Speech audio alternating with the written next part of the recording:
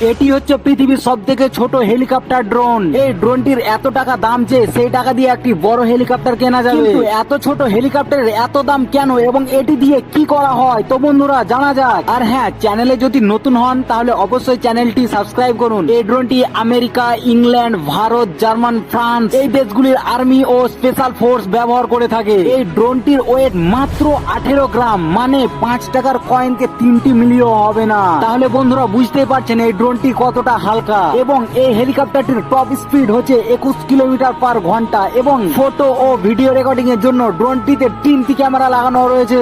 আর 2 কিলোমিটারের মধ্যে 25 মিনিট ধরে ড্রোনটিকে ওড়ানো যাবে।